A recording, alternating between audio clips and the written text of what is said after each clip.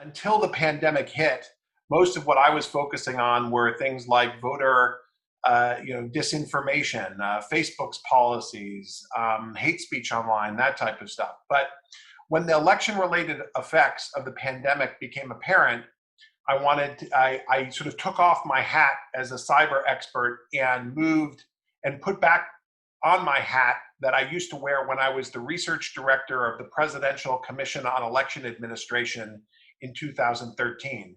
This was the commission that President Obama put together to deal with long lines on election day, natural disasters in voting, and a whole host of other problems. We weren't thinking about pandemics at that point, but what became clear in March was that the pandemic was going to have severe impacts on this election. So what's the problem? What exactly does the pandemic pose sort of for American democracy this year? And the problem is that we need to move tens of millions, maybe as many as 50, 60 million people toward a different voting system than they are accustomed to. Now, everybody, whether they are moving to vote by mail and have not voted by mail before, or whether they're returning to polling places, everyone's going to be voting in a little bit different way than they have historically. But in the United States, we have never attempted such a massive shift in the basic way that we vote in just a 4-month period. Next slide. Yeah, you can go to the end of this slide. This is not, as we say in election administration, this is not rocket surgery, right? The solutions here are sort of clear. We need to move as many voters as possible to vote by mail, and we need to retrofit our polling places as much as possible to avoid the risks to voters and poll workers. This is not as easy as most people think on the outside, and it also represents a continuum of options, not just a choice, and all jurisdictions will and should have some mix of the two. Next slide. So what are the constraints that are preventing us from meeting this challenge right now? Now, the most important resource is actually time. If we had 2 months in order to deal with this problem, if we had 2 years to deal with it, instead of 3 more months, we would be able to meet this. So places like Oregon and Washington, over a course of a generation, had moved to vote by mail, but we don't have the time. And we don't have the money. Congress appropriated $400 million, but that is probably 10% of what is needed in order to pull off this election. If you add together all the other expenses that are new as a result of the pandemic.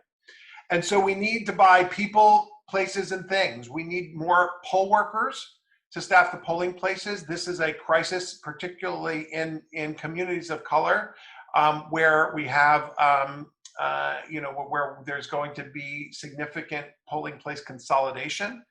The average age of poll workers in the United States is over age 61. And so they are at most risk for the virus. And so many of them are not showing up to be poll workers.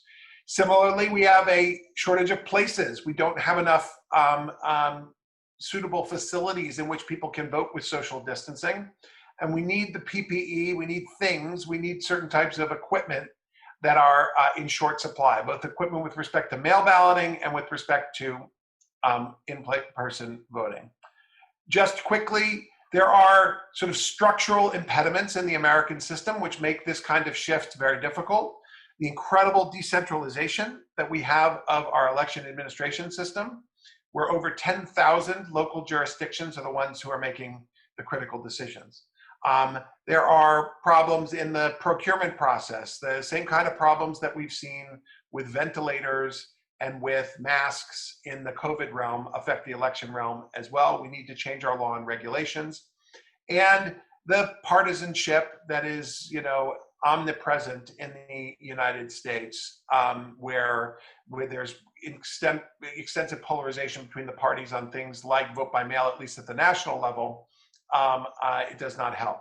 And finally, there's incredible unpredictability. We don't know what the status of the virus is going to be in the months leading up to the election.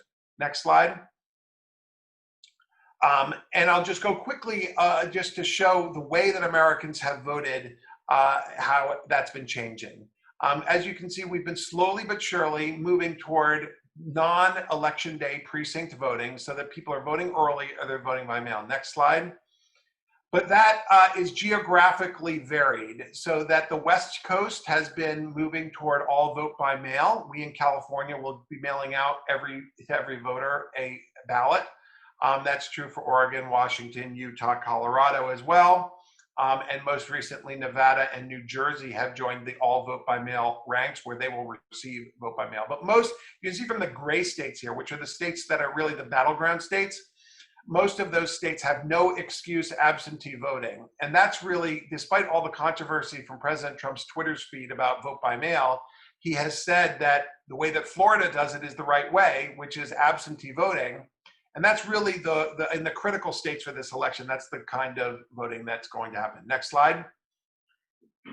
As you can see though, and I know this is hard to read, but I pointed out the battleground states. You'll see that some states have large sort of histories of voting by mail. So if you look at Arizona in 2018, 79% of their voters voted by mail, but go to the bottom right arrow where North Carolina, it's only 3% who voted by mail. And so the transition is going to be particularly pronounced for certain areas. And so there are voters, in places like North Carolina, Pennsylvania, Wisconsin, and Georgia that do not have a long sort of history and familiarity with vote by mail. Next slide. And go to the end of this slide too. So one of the challenges with vote by mail, there's obviously what President Trump has been touting, which is the fraud and perception of fraud. The perception is greater than the reality here, right? We don't have an extensive history of vote by mail fraud, but now we see very polarized partisan perceptions of fraud when it comes to mail, and that in and of itself is a problem. But when thinking about mail, and especially those of you who are journalists who are writing about it, it's important to think about there are lots of problems, and there are problems that particularly affect communities of color in particular localities. So as we move to absentee voting, not the all vote by mail, but the ones where you have to apply for a ballot and then get access. Historically, that has been a whiter, more educated, older population that has successfully voted by absentee vote. That is not going to be the case this time in most states. We are seeing a greater racial diversity in absentee balloting because Democrats are now moving more into the absentee balloting realm and Republicans moving away from it. But different types of voters have different levels of distrust of the mail. Historically, African-American voters were much more likely to vote in person, whether it's early or on election day, so they could see the ballot go into the ballot box. Obviously, there are voters with disabilities, people who want to register to vote on the day of the election, who are going to be voting in polling places. And so while we focus so much on mail in this election, we really need to shore up our polling places. I'll just say one thing, and this has to do with the fact that election day polling places are a fail-safe, and that is that you really, one thing that we are seeing, which is very disturbing in the primary elections, particularly among communities of color, is that their votes are less likely to be counted because of either lateness or because of errors in the mail balloting process. If you see on the picture I have in the upper right here of a mail ballot, you notice you have to sign a ballot in order for it to count. And what we're seeing is that there are a lot of people who are not signing that ballot, and that leads to challenges, that leads to problems, and that we should expect a lot of that going forward. We need poll workers, we need safe polling places. You'll notice, one thing that's been happening with the safe polling places, LeBron James and a whole group of sports figures are now pushing the use of sporting arenas. Dodger Stadium in Los Angeles is going to be used as a polling place. The Atlanta Hawks Stadium in Atlanta is going to be used because you need very large facilities in order to ensure social distance. Next slide. So what is to be done with the polling places? We need a massive education and outreach program so that people understand that voting is going to be different this time. There are going to be lots of polling places that are moved, lots of new ways that people are going to be voting. There are going to be people who can vote from their car. You can see an example of that in the picture here. There are going to be, like I said, arena voting. There's going to be different types of voting where you take a number in order to vote because like we do in restaurants, right? But it requires an all hands on deck approach from corporations. Obviously, the Postal Service has been in the crosshairs in the last week.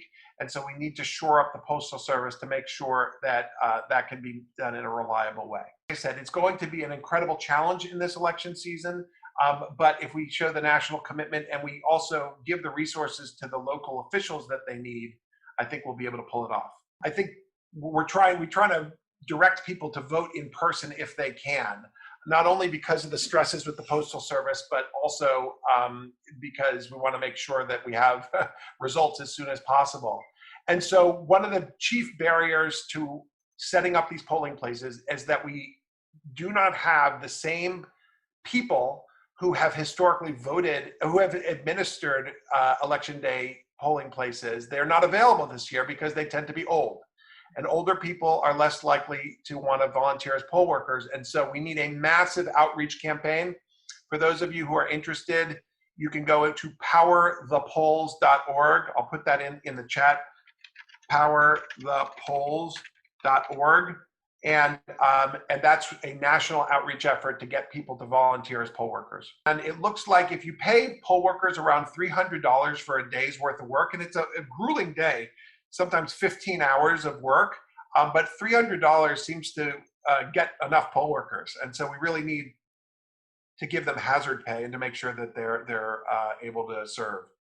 If you're new to voting, or if you're a voter who hasn't voted by mail before, you might be surprised to learn that you actually have to sign your ballot on the outside, right? Because you think your ballot's anonymous. Why should I be able to sign it?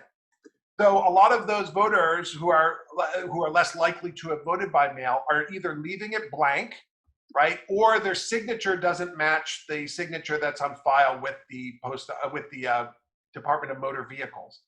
And this is if you had to point to an area where you're going to see the most lawsuits, if there is a close election, this is the area where there's going to be a lot of challenged ballots, because this is the way that we protect against fraud with mail ballots, is the signatures.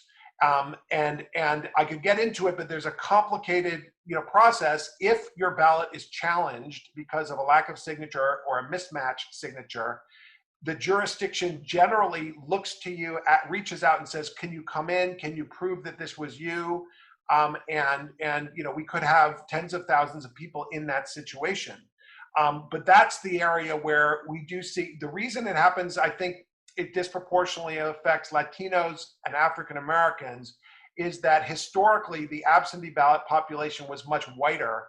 And so you're seeing a lot of movement of new voters into the mail process. So anybody who votes by mail for the first time is often going to be a little more likely to make errors. And so as we see this diversification of the absentee ballot pool, we're seeing more errors among those communities.